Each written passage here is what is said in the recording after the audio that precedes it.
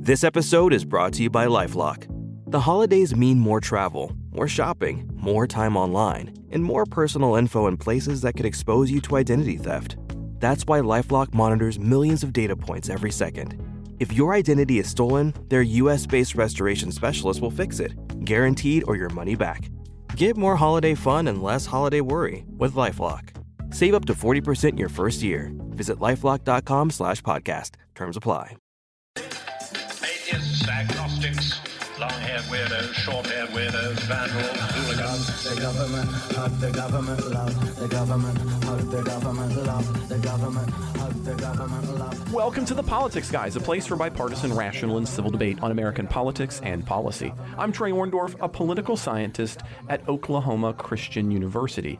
And today I'm joined by Jim Wallis as we talk about and look at his new book, The False White Gospel: Rejecting Christian Nationalism, Reclaiming True Faith, and Refounding Democracy. Jim, welcome to The Politics Guys. Thank you, Trey. Glad to be here.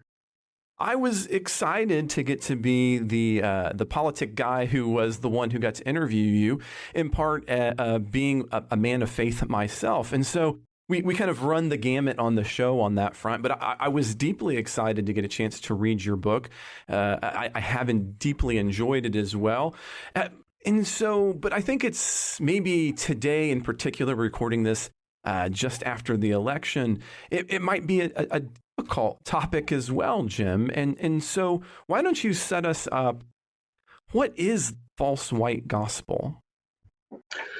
You know, I have been all over the country at these wonderful events in many battleground states and lots of places. And I spend a little time with the false white gospel, which I describe as white Christian nationalism. We can talk more about that, but most of the time is about, in the book, there's 6 iconic biblical texts, and many are teachings of Jesus. And that's what I spend my time with on the road, with these packed houses now, students and all kind of people from the community. And people are very hungry, very eager, and they feel very encouraged and even inspired. That's the word they use, by hearing the teachings of Jesus again. And so for this moment, I'm wanting people to remember that this movement that we were called into, they call themselves the Way, those who follow Jesus, the way of Jesus, what he taught, how he lived, how he taught us to think and believe and live. This was always from the beginning a minority countercultural movement, a minority countercultural movement. And a lot of people are feeling that more than ever as a result of what's just happened in the country. Jesus didn't always win.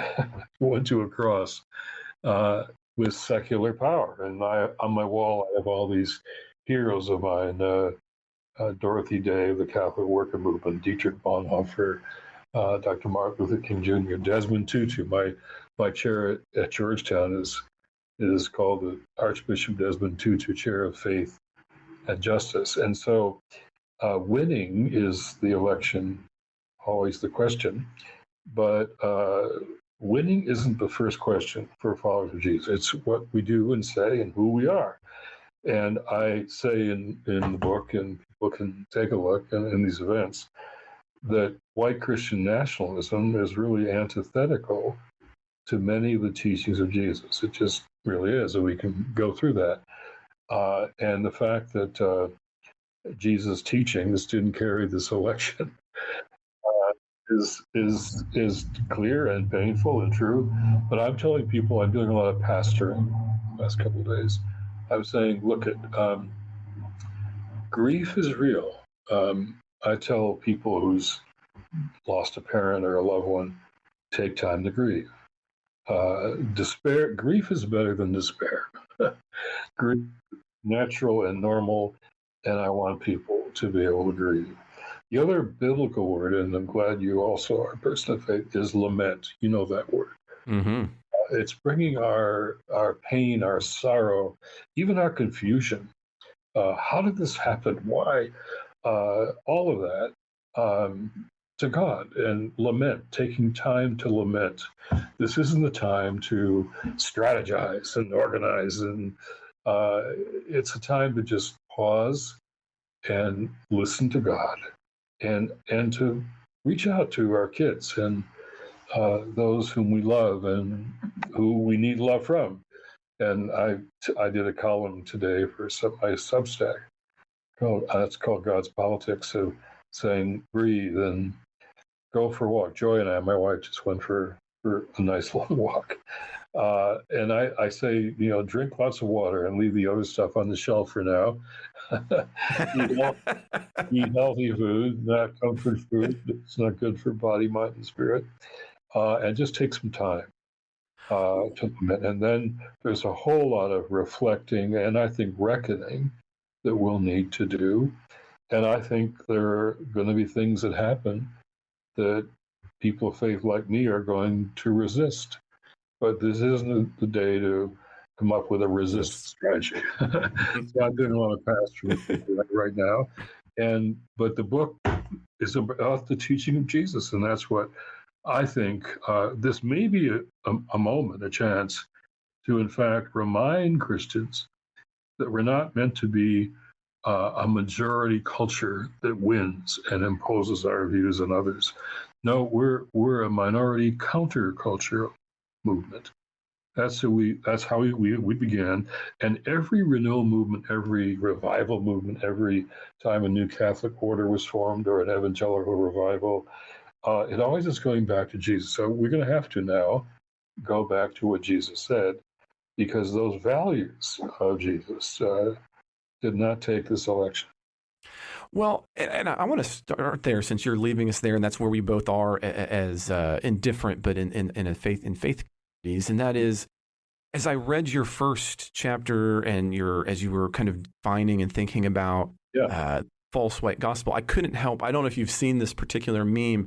If I had to sum up your chapter, have you seen the one that basically says if Jesus had an AR, right, he wouldn't have gone to the cross? Have you seen that one before, Jim? No, I'll look for it.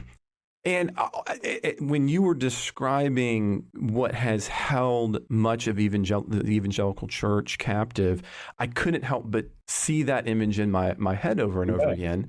Yeah. And then here, as you're talking about what the purpose is to come back to the teaching of Jesus, absolutely adored that as you got into the book that you really focused on the ironically named parable of the Good Samaritan, and this idea of the inclusivity of Jesus versus the exclusivity of Christian nationalism. Yeah.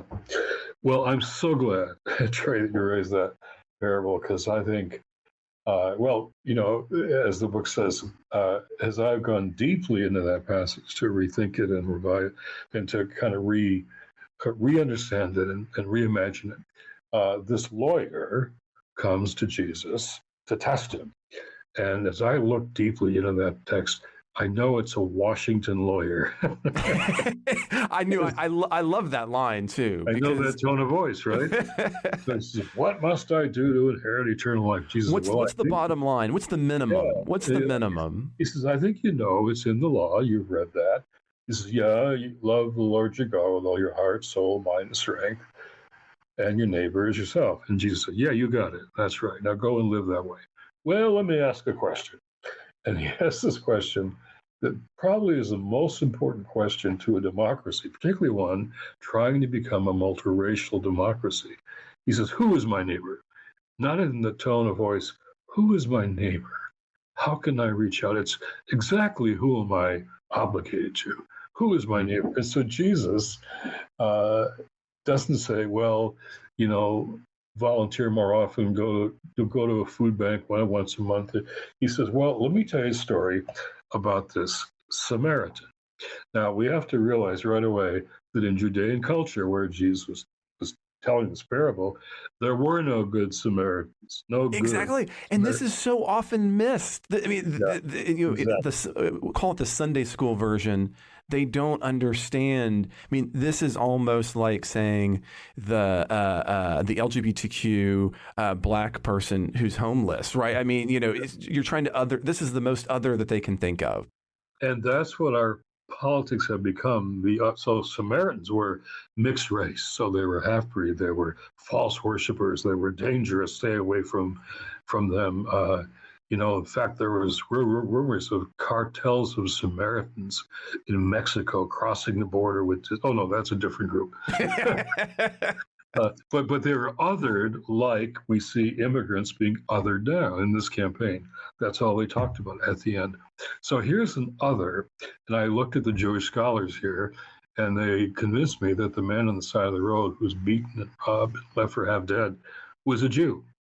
So here's a Samaritan who is othered by Judean society, and here's a man who's other to him, whose two of his leaders have passed by and ignored him, and the Samaritan, an other, stops to help one who's other to him.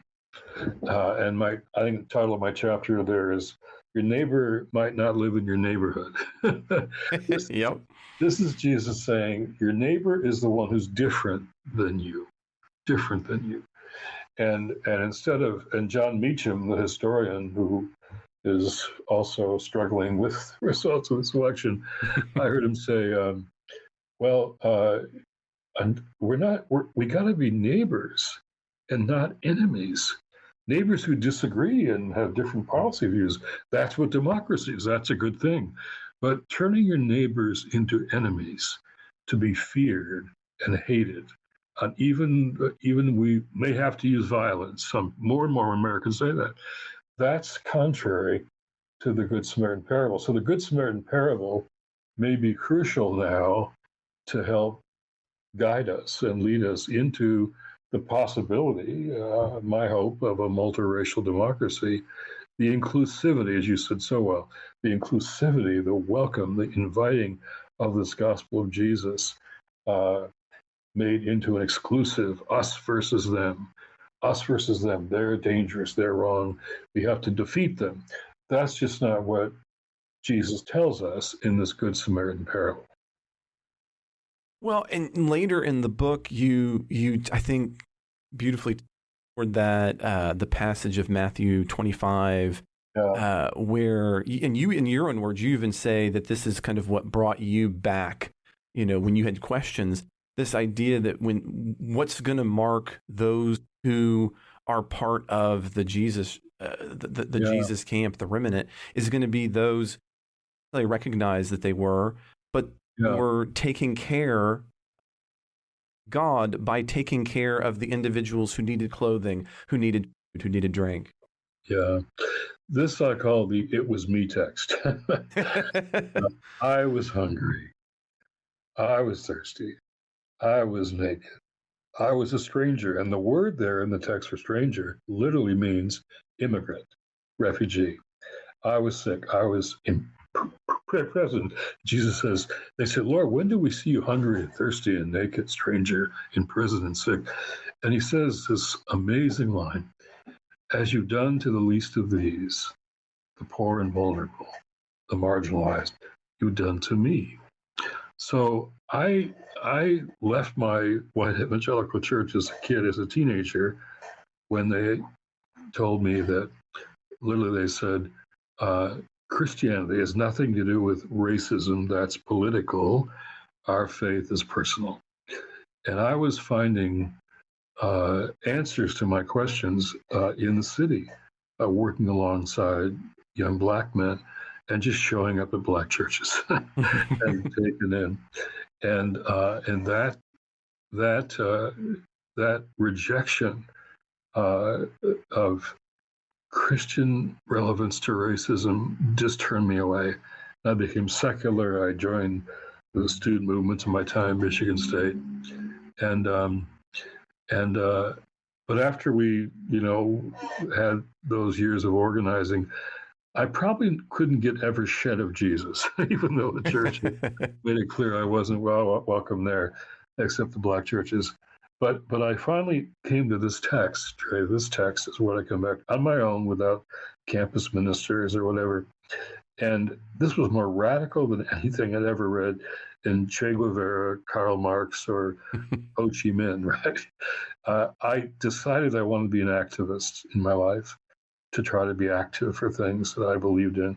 But I needed a foundation for that. I didn't find that in the Marxism and anarchism that was swirling around us. I went back to Jesus and I found this text.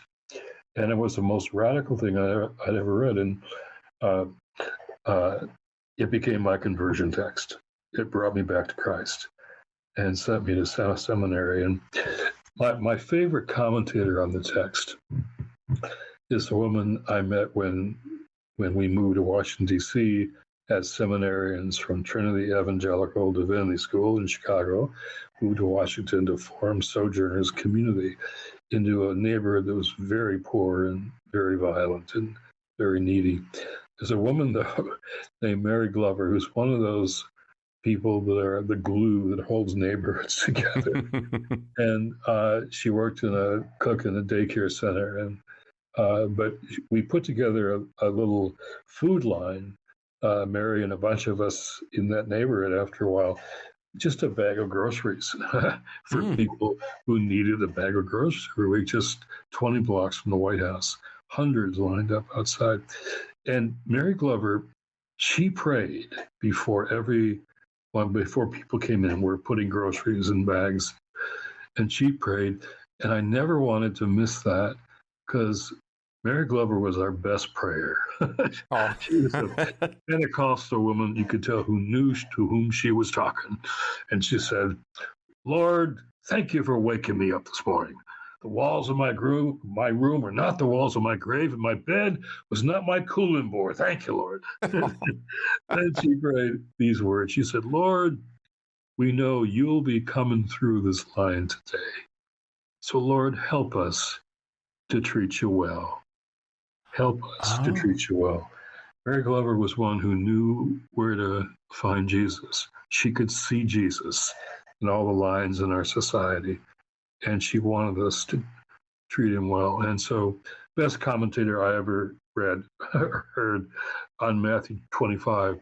So that text came up this election, and I was just in Ohio, kind of an emergency meeting of churches. That's the weekend before the election, where what happened in Springfield, where lies were told about Haitian immigrants who were legal and not illegal, that they were stealing and eating people's beloved dogs and cats. And J.D. Vance later admitted he'd made the story up to make a point. Well, but of course, as he would go on to say, it's real in the way that we feel about it. That's right.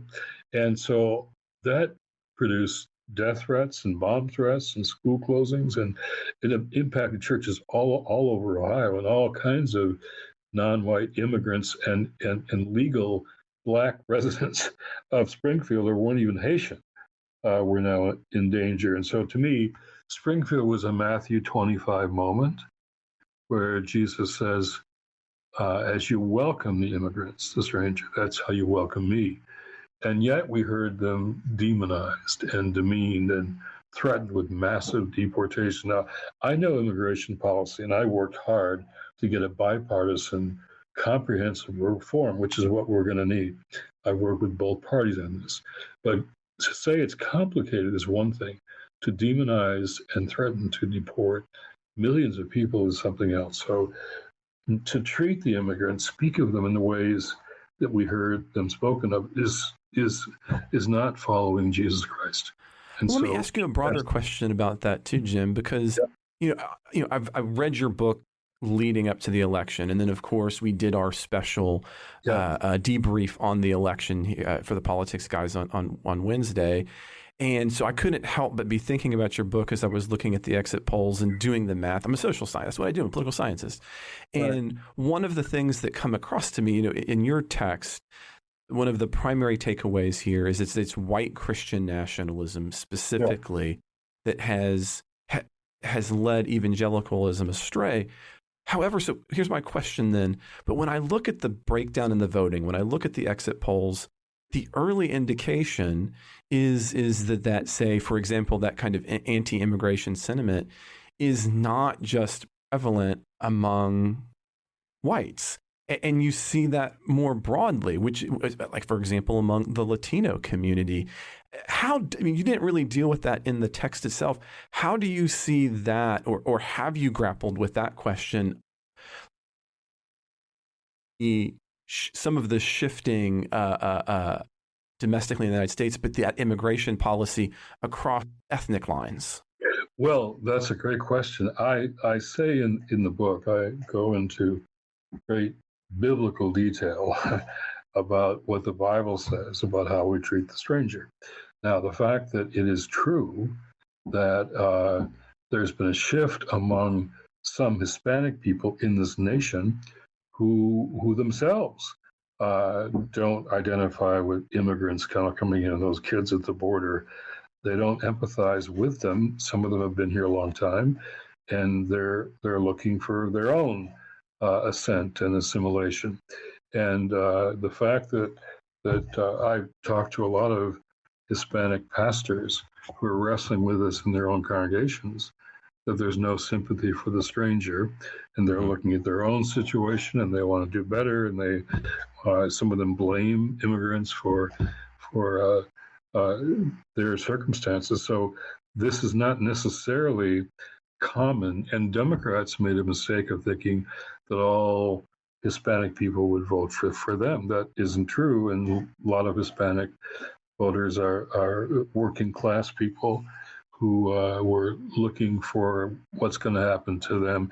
And the fact, right before the election, as you well know, at the Donald Trump rally in Madison Square Garden, Puerto Rico was referred to as a floating island of garbage.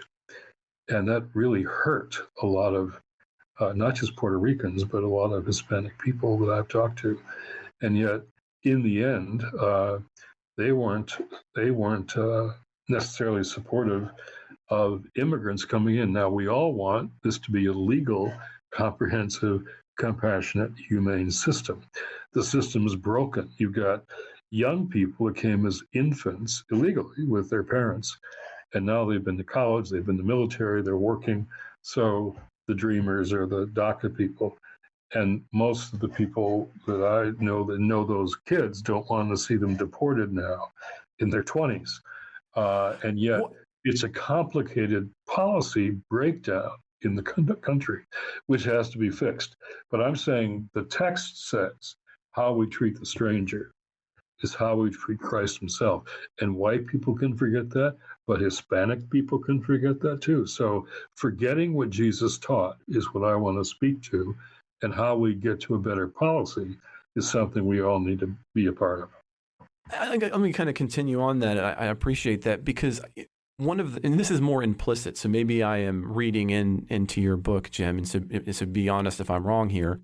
But one of the things that I think, especially on the left, and that I got from your book, is that if churches led the way on being more multi-ethnic, that nationalism would be less prevalent.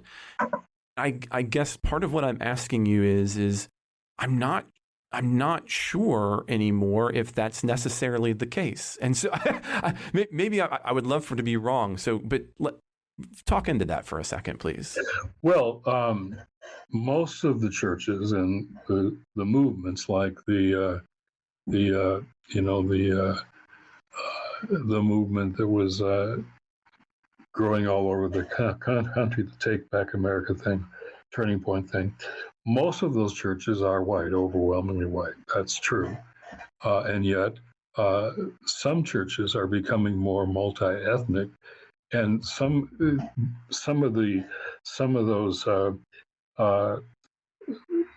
of those religious notions of America being first, put America first, worshiping the nation, no matter who does it, is idolatry.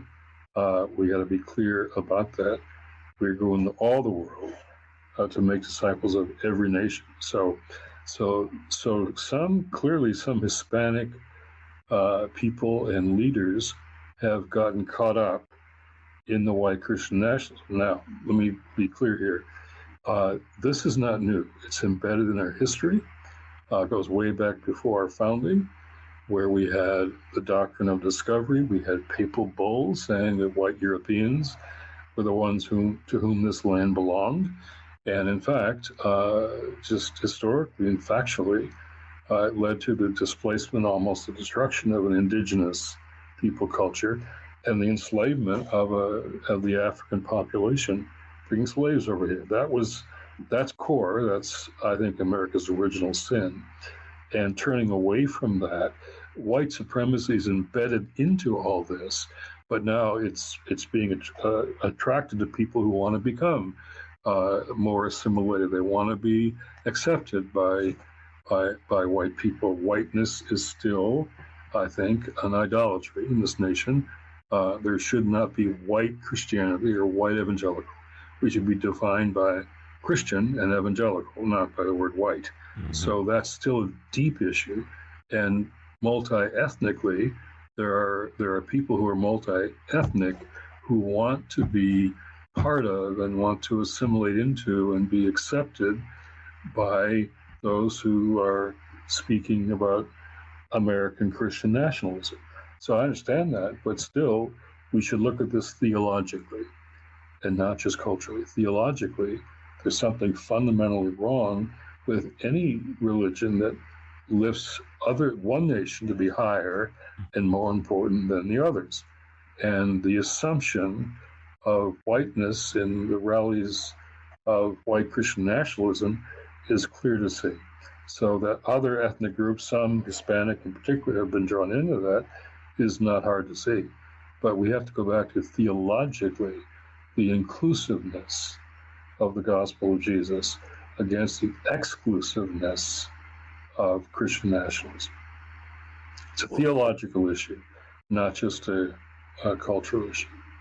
Well, yeah, especially for those of us who are part of that broad-based movement. Now, at the end of the book, you try to start moving to some hope, some movements forward.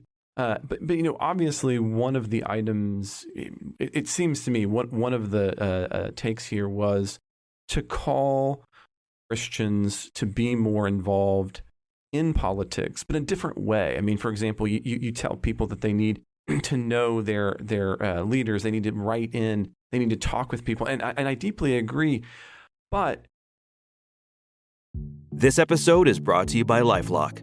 The holidays mean more travel, more shopping, more time online, and more personal info in places that could expose you to identity theft.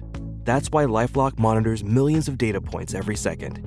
If your identity is stolen, their US-based restoration specialist will fix it, guaranteed or your money back.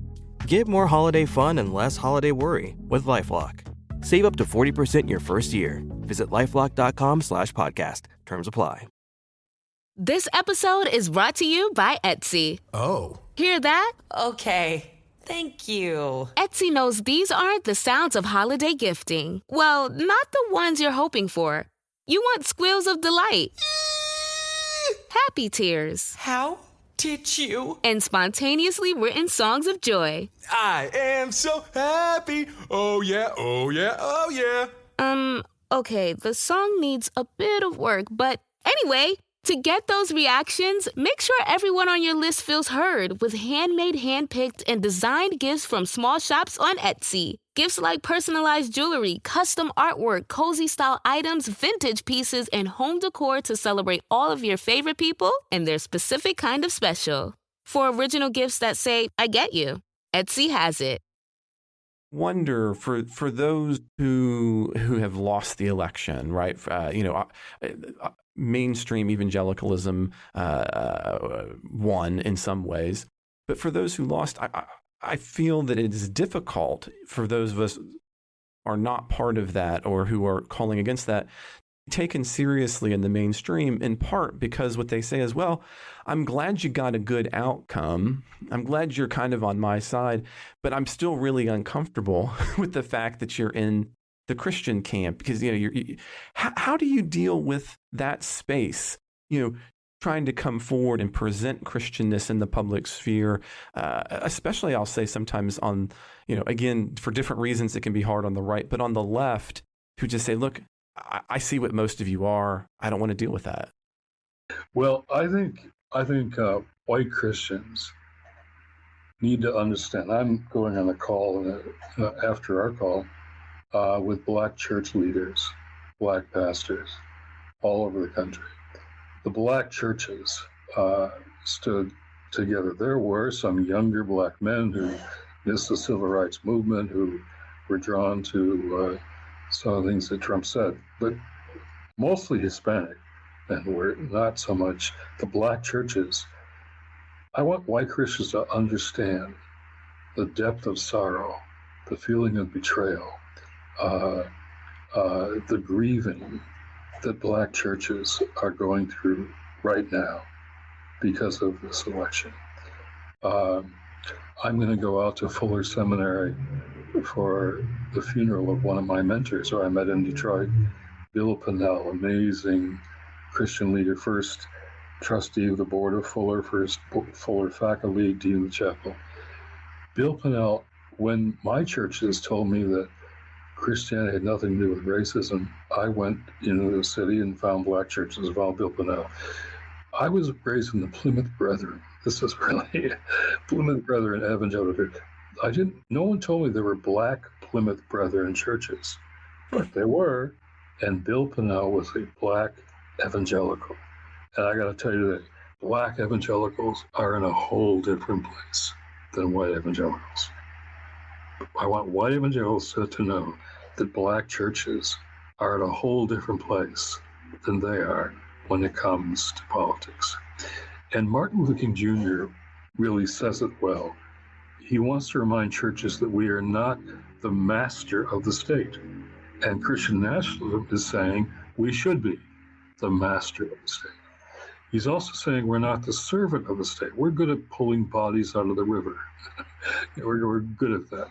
But you got to go upstream to see what or who is throwing them in.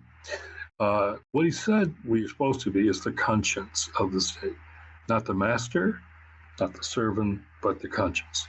So I was in a battleground state in Arizona, and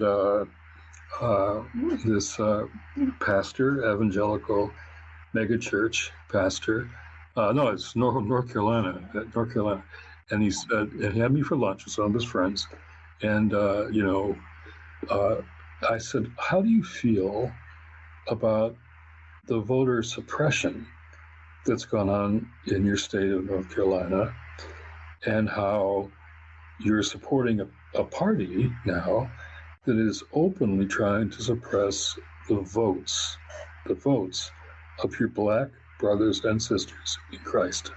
What do you say? So he said, "Oh, that's not happening here." He told me how smart he was. He's from Canada, so he doesn't know about racism. He said, "That's not true in Canada, but that's not happening here." I said, "Well, my brother, the North Carolina Supreme Court looked at the voter restrictions being imposed by Republican legislators, and the Supreme Court, not me, the Supreme Court, said they were surgically focused on Black voters, trying to suppress Black voters. And Black churches are full of voters. And he just did a blind eye to voter suppression in North Carolina. The bishop, Claude Alexander, Black bishop in Charlotte, he's one of our leaders there. He would tell him, if this guy would listen, it's not just a blind eye, it's a white blind eye. A white blind eye. I think white evangelicals have got to deal with how Black churches and Black evangelicals see the world in a whole different way than white people see it. A whole different way. And I was kicked out of my little white church years ago over the issues of race and poverty and war. And I got taken in by Black churches. And that's changed the rest of my life.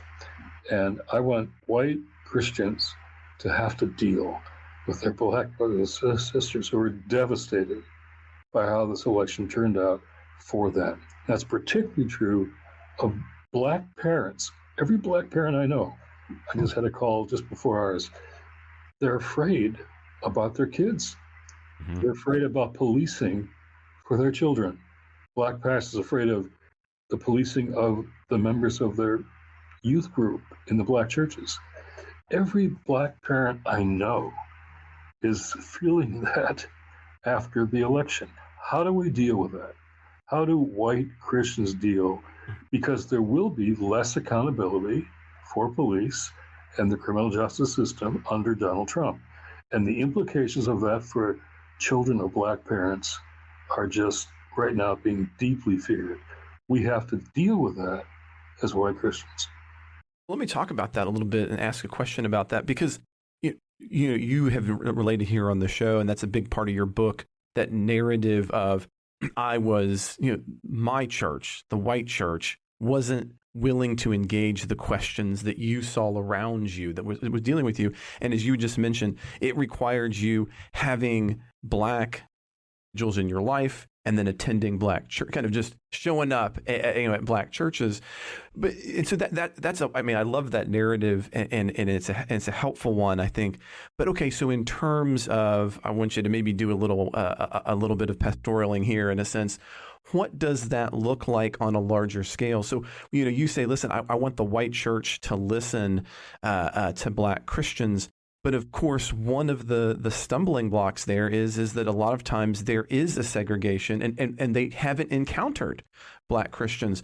What's the Christian way to start overcoming our inherent evangelical segregation? Yeah, well, that's a great question. And the first thing you realize is how structural this is. Like when I was a kid back in Detroit, I'm a white teenager, but I'm listening to my city. I'm hearing the news. I'm reading the papers. I'm talking to adults, and something seemed really big and really wrong in my city, in my nation, and in my church.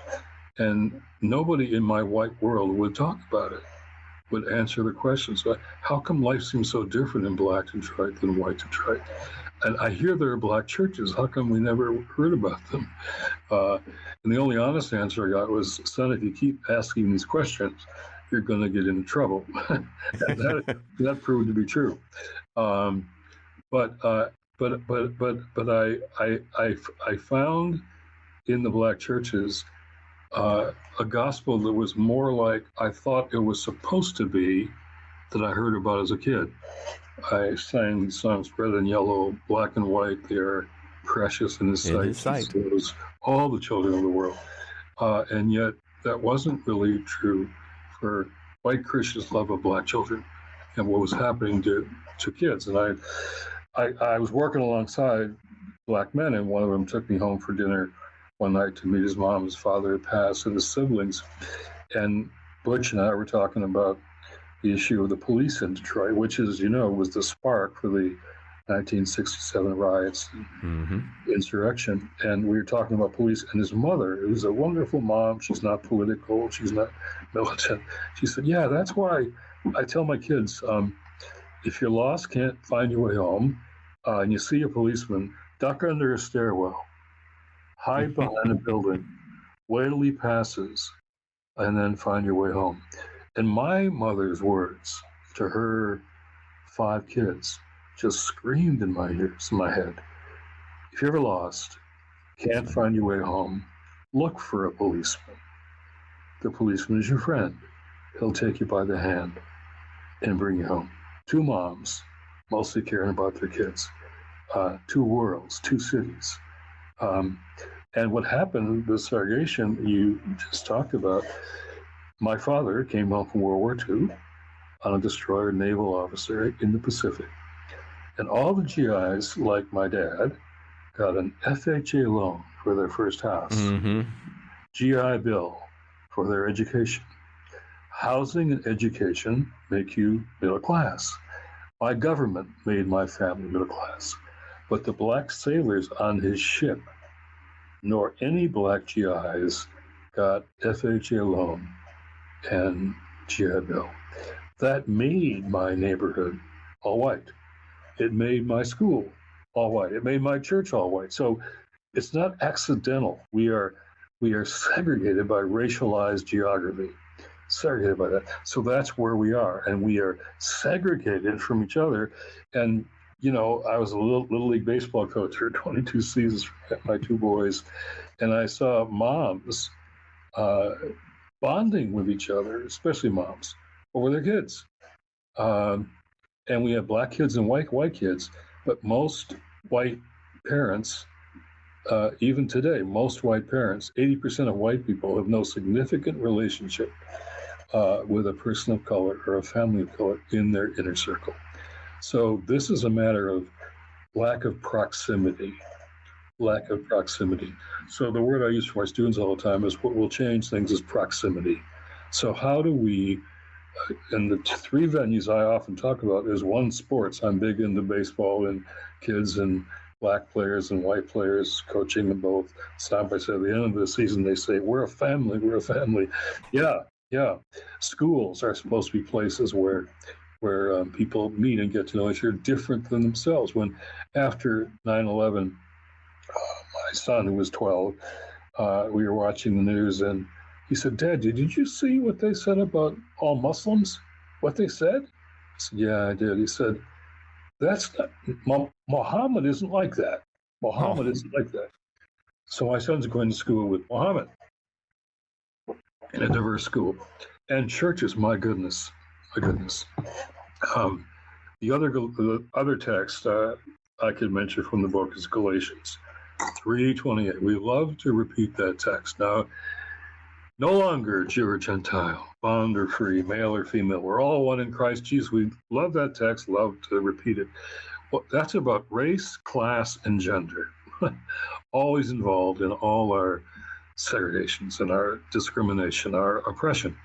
And I learned in studying that text that it was a baptismal formula, a baptismal rite in the early church. They read that text, Galatians 3:28, at all their baptisms. I did not know that. As if to say, we're this movement of people, community, that our leader tells us to overcome these divisions and barriers and boundaries. And we're not always perfect. We make mistakes, but that's core to our mission. It's not extracurricular. Core to our mission is to overcome these boundaries. Read at every single baptism, as if to say, if you don't want to be part of a group that is overcoming these divisions, you better go somewhere else, because that's not who we are, a group that follows Jesus. And I learned, Trey, I guess revealingly, but astoundingly, at Fisk University, where they have all these old white slaveholder Bibles in a museum, Galatians 3:28 was taken out. Saw that in your slaveholder Bible. I had no idea.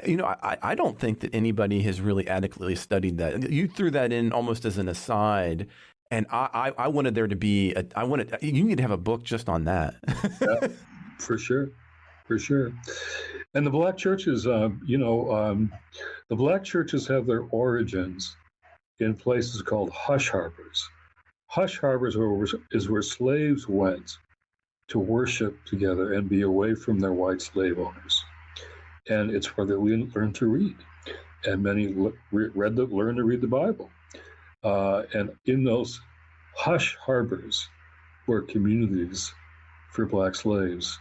And they found the book. They found our book. And those verses weren't taken out. Exodus gets taken out of many of those Bibles too. But they found the story that led to their liberation. And if you ask today, what American church has most impacted the rest of the world, I think you'd have to say, or I would say, it's the black churches that have more impacted the rest of the world than our Presbyterians, no offense to them, or our Episcopalians. And the black churches had their origin in the hush harbors at the very bottom of American society, on the edges, the margins. And that's where that Matthew 25 text taught me. Where if we want to get closer to Christ, We've got to get closer to the people, to your question, closer to the people that Jesus talks about in Matthew 25 and Galatians, those who are different than we are. The body of Christ globally is the most diverse human community on the planet, but not here, not in the U.S. So our segregation is really a violation of our mission as followers of Christ to overcome these divisions and boundaries and barriers. And that's not what this culture is ready for. But that's what we as Christians are supposed to be leading the way on. So your question should be a question in every single church, particularly after this election. How are we going to reach out to our brothers and sisters who are different than we are as white people? I love it. Jim, any last thought you want to leave with our listeners on the false white gospel? Well, I just spent most of my time on the road when these book tours I made into town meeting talks on faith and democracy. I did a critique of white Christian nationalism theologically. It goes back to dominionist theology that you're aware of, goes back a long way, that we should have dominion over others. That's wrong. That's not biblical. But then I spent the rest of the time on these teachings of Jesus. So after this election, where fear and anger took precedent, where lies took, strong men tell lies over and over again because they learned if you keep repeating them, people will believe you. And so people get captive to lies. Good people get captive to lies. So racial bigotry, even just diminishing and demonizing your opponents, calling them trash, which happened in this election a few days before. And so these values are antithetical to the teachings of Jesus, and values that are antithetical, the teaching of Jesus won in this election. It's complicated. Democrats better have a reckoning. There's a number of moral issues that I care about that need a much better conversation in America than they've had on all sides. So there's a lot of reckoning that has to take place with true conservative Republicans, many of which are close friends of mine, who feel also just betrayed. They feel homeless because of the Trump campaign. They're Republicans, conservatives, and they feel like they're homeless now too. So there's a reckoning there for them. There's a reckoning for Democrats to rethink what they're saying and how they're saying it, and how they need to have a deeper moral conversation about a number of things. But I think white Christians in particular, and I want one of them, I think we have to find our way back to Jesus. And that will come in part by our reestablishing our relationships with Black Christians in particular. And the Black church has been the most holistic presentation of the gospel in this country. It is about personal salvation, deeply. If it isn't personal, what's the point? It's also about justice. The God of the Bible is a God of justice, not a God of charity, a God of justice. So my chair at Georgetown is called the Archbishop Desmond Tutu Chair of Faith and Justice. My two favorite words, and when they offer me that, your two favorite words, a center and a chair, you become a happy camper. And so I'm very happy at Georgetown with that, putting those two words together. My course this fall at Georgetown is called Faith, Race, and Politics, putting those three things together. So that's what I want us to do. I want Christians, first of all, to become a countercultural movement again. Way of Jesus is counter to the culture that won this election. Those values are not Jesus' values. So let's get back to the values of Jesus, what he taught us. And then let's reach out across those boundaries in a loving way. Micah said, do justice. I'm glad justice came first. But then he said, love kindness. Love kindness. Then he said, walk humbly with your God. So I want social justice activists like me to speak for justice and stand up for it. But I also want us to be kind. in how we say what we say. And I want to walk humbly. Trey, I'm older than I've ever been in this conversation with you. I've been around a long time, and I've learned that I don't have all the answers. And we got to walk humbly with God and with each other. And so our conversations together, our relationship to our brothers and sisters will be crucial. And Desmond Tutu taught me the difference between optimism and hope. He said, optimism is often a mood or a feeling or a personality type, cup half empty, cup half full. But he said, hope is deeper than optimism.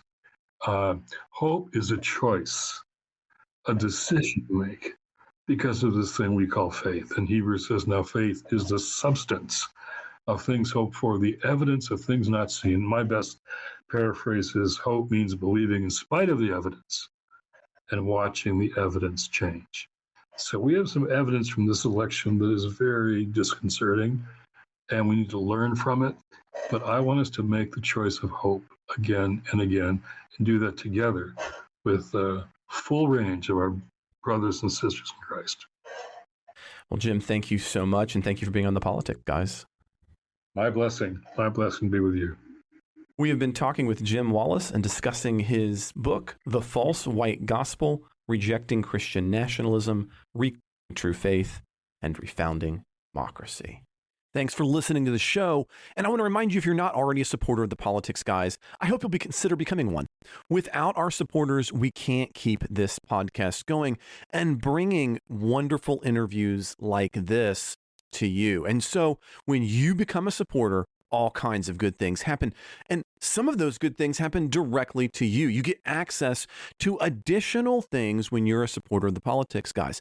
That includes our very active Politics Guys Discord group. There's even Politics Guys gear, all kinds of things to find when you become a member. So to check it all out, head to patreon.com/politicsguys. Again, that's patreon.com/Politics Guys. Now, if you'd like to support us on Venmo or at Politics Guys, you can also support the show through PayPal. All of those support links are in the show notes, as well as on the web at politicsguys.com/support. Whether you're a supporter or not, we would love for you to share interviews like this with friends, family, and more. Sharing the books and their things help the authors as well. So on whatever podcast app you use, please share this episode. If you've got a question or anything else you'd like to share with the Politics Guys, you can always reach us at mail@politicsguys.com. We're also on Facebook and on X. You'll find us in the show notes. The executive producers of the Politics Guys are Bruce Johnson, Wilmer Moreno, Daniel Toe, Ryan Beasley, and Don Oglesby. We'll be back, as we always are, with a weekend episode. I hope you'll join us then.